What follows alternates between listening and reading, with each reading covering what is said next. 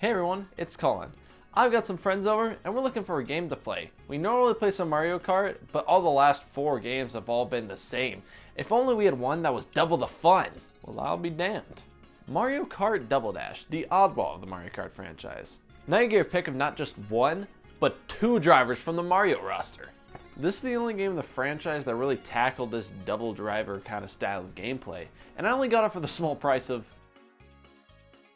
I should have just played 8. The game was introduced and to this day is the only one who actually utilized this double driver gimmick.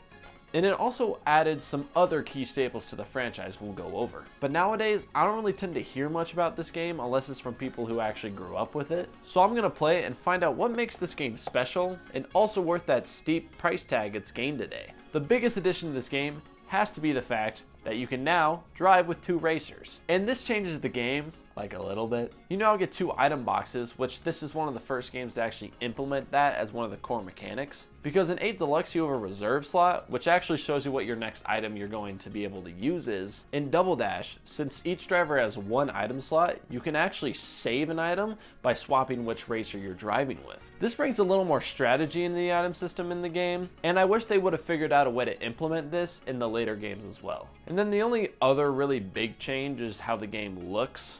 And also that racers now have special items which are unique to the driver. But there's nothing else really special about having 2 drivers other than some fun animations where either your character on the back will fall off or lose balance when going around sharp turns. This game has a lineup of your average Mario roster, some like a driver's license. You have the Mario Brothers, the Princesses, Yoshi and Birdo, the goddamn Baby Brothers, Koopa Troopas, Donkey and Diddy Kong, Bowser and his bitch-ass son, Wario and Waluigi, and also, get this, Toad is now an unlockable character if you get all gold in the 100cc category.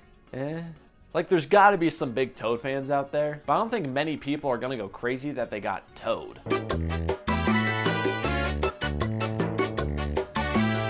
Although one notable thing about this unlock is you also get Toadette. This is actually the first ever time she appeared in Mario history. I'm guessing she was created to act as some counterpart to Toad, especially since every other driver has one. And then you can also unlock Petey Piranha and King Boo after getting all gold in the 150cc category, which is cooler than Toad, I will say. And also these characters are broken because they can get all the special items in the game. Although I wouldn't know because they're so damn hard to unlock. And I know it's not just me. I've had friends come over and play this game who are normally pretty good in Mario Kart, and they just do hot ass in this one.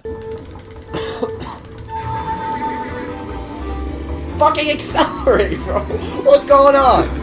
Finishing last, getting lapped by the CPUs on Rainbow Road. Like, this game is hard, but that's also some of the reason why I love it. It's just such a different change of pace from the other games that I'm on the verge of saying it's my favorite Mario Kart. Mario Kart Wii definitely has the most nostalgia for me because it's the one I grew up with, and that's kind of what I've considered my favorite before this. But that game, and also the others in the franchise, don't really give the sense of challenge that this one does for me. But the big thing that probably holds this one back is going to be the stages. Now the stages aren't bad, but they aren't anything to brag about when it comes to Mario Kart tracks. But there are a few notable ones. My favorites are Dino Jungle, DK Mountain, Yoshi Circuit, and Baby Park. But if I'm being honest, most of these tracks reappear in later games and aren't really even the highlight tracks or really that close to it in those ones. And don't get me wrong, they're good fun, mainly because everyone has their own gimmick. DK Mountain has really tight and windy roads, which makes you straight up feel like you're racing against DK in that last race of the movie Fast and Furious Tokyo Drift.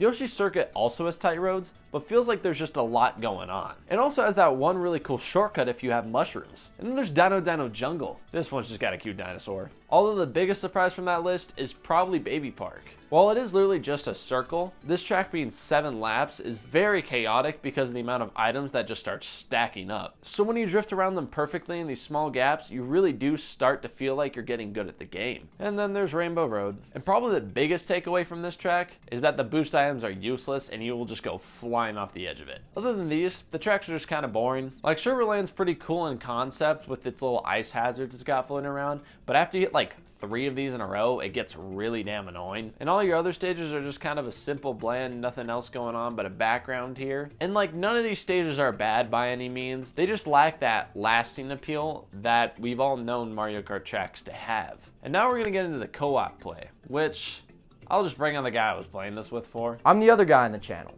My name's Gio. The multiplayer experience is great for 2 people. The game runs at a buttery smooth 60 FPS and looks the exact same, except now your screen's cut in half. Now when it comes to the 3 or 4 player mode, this is where it gets a little different than what we're used to. With this mode, you're still only using 2 carts, just like in the 2-player mode. Although now, a player is assigned to each driver. This is a really cool concept because it brings a nice team vibe to the game and almost makes it a little more competitive. But there's also going to be a lot of time where the opposite driver just isn't doing anything for a lot of the race. You only really need to switch when you get the double item boxes or you put an item in reserve. So technically, there's a chance that one of the drivers doesn't even get to play for the whole race. And this makes it far less engaging than all the other games in the franchise when it comes to these 3 or 4 player modes. But nonetheless, it's a really cool concept and I would like to see them expand on it in future games. I think with enough tweaks, they can make it a lot more practical and possibly even make a new mode around it. What would you think blows?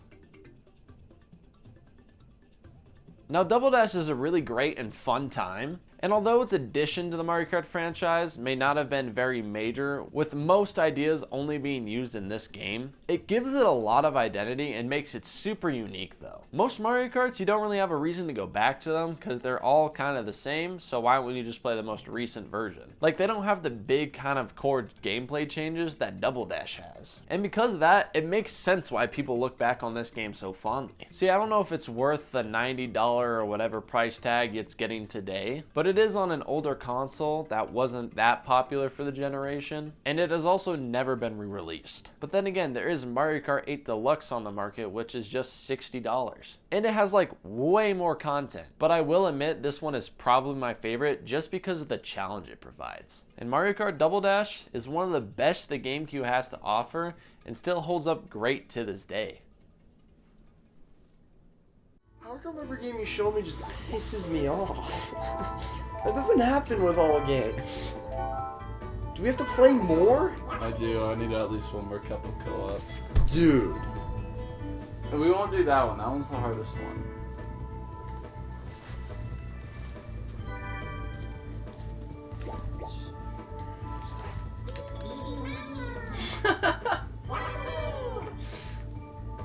Please don't use that card.